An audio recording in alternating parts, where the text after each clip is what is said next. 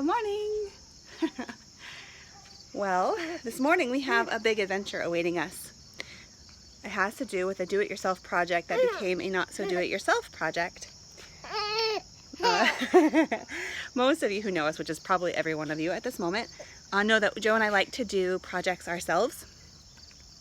I think our wedding prep was spent refurbishing and restoring an old house that was a bank house that we bought. That's funny to see yourself.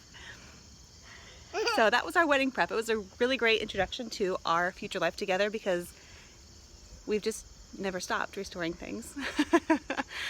So thanks, honey. And now we have this big house, this old house that we want to keep up. And so one of the projects that we were going to do this summer and never had the time to do was the point tucking of the brick or the mortar. I think that's the right word for it, retucking, point tucking.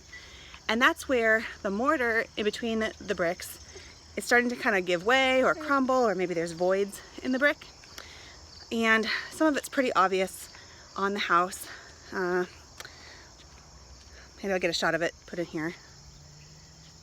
So here are some good joints and some bad joints where there's just absolute voids between the bricks, or just some shoddy workmanship that our mason is going to clean up for us. Yeah, so it needs to be attended to. And we have decided to hire somebody to do it for us. And he's coming today, a brick mason. We got a couple different quotes. They were kind of all over the spectrum. We had a quote for $1,700. Sounded really reasonable. A quote for $1,800. And then a quote for $12,000. So I don't really know how to measure those against each other, but I'm kind of going with our operative points this morning being, you know, it has to not cost a ton, and it has to do at least a comparable job to what Joe and I could do ourselves. So I think we made the right choice in a brick mason. I think we got the right price point for us for now, and we're just doing the middle part of the house here, that. And then on the other side, there's like another face of the house that needs a lot of attention. So we're not doing the whole house. One of the parts of the house was already done before we bought the house. So we're glad about that. And it gives us something to compare it to compare what we see now to. So anyway, so we'll just kind of keep you posted on the progress of that project. One of the first major projects that we are not tackling ourselves. Joe's done roofs, he's done plumbing, he's done electric. We built several hundred square feet onto our old house out of a garage. The attached garage we turned into a living room and a bathroom, full bathroom, and a mud room with a washer and dryer. We've changed roof lines, we've done a lot, but we've never done point tucking, and decided to hire this part out for now, just so that our house could be secure for the winter and not go through any further damage. It is a rather old home, and we feel like we got to do right by it. So this is one thing we're tackling in this fall. Yeah. Well, we'll see you later. Bye-bye. Say bye-bye, Vina.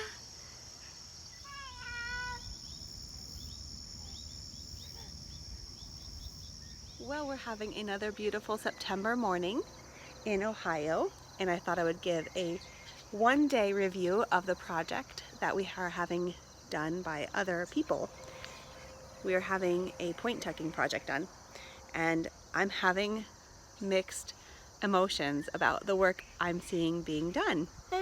We're used to doing it ourselves, and I guess one of the benefits about doing work yourself is that if you make mistakes, you kind of come to terms with those almost immediately. At least I have, because you made them and it's your project, and so your name's on it and you have to live with it every day.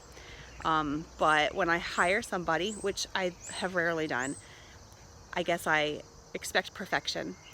And when I see imperfection, it's a little bit hard to forgive. And so I'm working through that. It did keep me up a little bit last night. I was wondering, I thought I said this about, you know, how to do it, or what I did or didn't want. And I got a certain impression from the workmen about the level of quality that I expected to see. So anyway, maybe when it's all done, I won't even notice these things, but it's the weekend, and so they've left the project in a state of incompletion, obviously. And so I'm getting to look at the progress day by day. So for better or worse, we get to see it, and I'm going to show you what I'm talking about.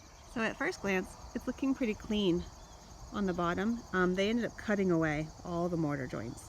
I didn't expect that, but maybe it's what they had to do to get it looking nice. Up top you can see some really sloppy mortar and some absolutely missing mortar, and we saw that on the lower level, but maybe in a more pronounced way. So they ended up cutting away a lot of the mortar, instead of with a chisel and hammer and a brush, or even with a power washing. They were using something like a reciprocating saw, not a reciprocating saw, a circular saw. And what we're seeing are like gouges out of this irreplaceable 160-year-old chunk of limestone. And just kind of some sloppy workmanship. And I can't imagine it's from lack of experience, because the crew we hired boasted 17 years of experience. I think it was just haste, and perhaps the wrong choice of a tool. I always tell the kids haste makes waste, and I'm really seeing it here. The saw cut into the window fitting here. It's metal or aluminum or something, and so we've got that now. Just kind of curves in the brick and some generous, I guess it's really cut into it in ways I didn't expect they would do if they're just removing mortar. What do I know? But I feel like, you know, it would have taken us ages to do by hand if we did it ourselves, but we would not have made those mistakes. Just kind of pieces missing, and I don't know, maybe, like I said, the mortar will cover it up when it's all done and all complete, but I'm just really kind of sad about it. It's natural, right, to feel that way? So there's just a big chunk here missing from the limestone. It's like behind it now. I feel like that didn't have to happen. That, I think, was gone already, but down here, I mean, that's obviously the work of a circular blade. Yeah, so, I don't know. I really was hoping to not see that kind of thing happen. And again, just like chunks of brick. So now we have like these huge joints, what my whole finger can fit in, whereas like, you know, a more original joint, or where the brick was laid originally, you know, I can't hardly fit my fingertip in. And in places where the brick is really unique, like on the corner of the house here, see there's these bricks that are like, have an angle there. There was one right down here, that had a really sloppy patch of concrete over it. So they took the brick out, and they're gonna relay a new brick in there and fit it somehow. Maybe like glue it with mortar or something. So what am I talking about? Oh, the size of the joint. Right here, I can't fit my finger in. There, obviously, you can kind of see. But here, I can like slide my entire knuckle into there. So it's just going to be a really thick-looking joint, and it's right in the front of the house. And maybe like it'll just all blend in, and I won't even notice it. But again, it's one of those things I have to kind of come to terms with, since I did not do this work, and I'm paying someone else to do it professionally. All that to say, I do have some really positive things to say about what I've noticed so far. It is just really cool to see men working with very basic tools to do a job that's going to last so long. A chisel, a hammer. I mean, I think of St. Joseph, he's a woodworker, but like the tools that people put in their hands to use to make the world beautiful and to make functional things for their families.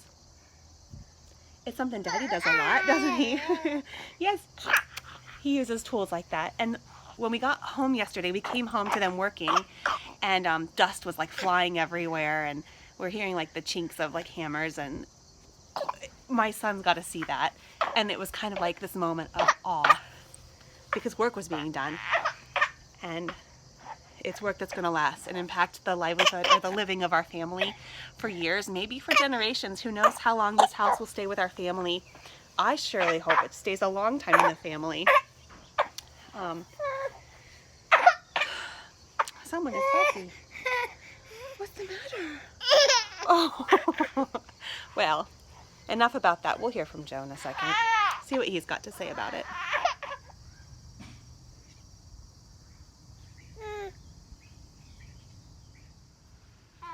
So, Joe, we have been talking about our brick project. It's a bit of an anomaly. for us to hire someone to do a job. So what do you think of it so far? Are you glad we hired somebody? Do you wish you would have made time this summer? What are your thoughts on it? It's been different for us. Yeah, well, you can't really make time, so you kind of have to decide what you have time to do. And so we kind of decided that this was a project that I probably could do, but I wouldn't have time to actually do this winter before it became winter. So the choice was, go ahead. Well, I was going to say that, I mean, I think seeing what they're doing and how they're doing it, I know you can do this. And I'm kind of glad that we're only hiring out pieces of the house. Because I think that, I mean, I would think I could do it. Yeah? I don't know that I really want to, but I like those kind of projects. Yeah. I mean, I'm confident that it's a basic kind of project. But it's kind of labor intensive. It's lines and lines and square feet of work that goes inch by inch. But then time again is the issue. Yeah. So you got to kind of detach yourself from the project a little bit because it's not you doing it. So as you noted earlier, if you do it and you make a mistake, you can instantaneously accept that mistake and move on. If somebody else is doing it and you see something they've done that you think is a mistake, then you get a little bit possessive of your possessions. Mm-hmm. So it's good to be realistic about what they can do as well. What are the points you talking about? I'm going to obviously cut this piece out. This is a turtle beating a cat. Nature. Behold. Put this on the Animal Planet. The African turtle hides in the shadows as it waits for the cat to appear. You could commentate, and the baby leaps out of the brush. The baby leaps out of the brush and drools upon its paws. Which is as the turtle lands on the baby's head. It's a bit of a deviation from nature because babies are herbivores. Aren't babies omnivores? Oh, babies not are milkivores. not modern babies. What's milk? Would that be lecheivores? Well, it depends if you were a vegan baby or not. She's not a vegan. She drinks milk.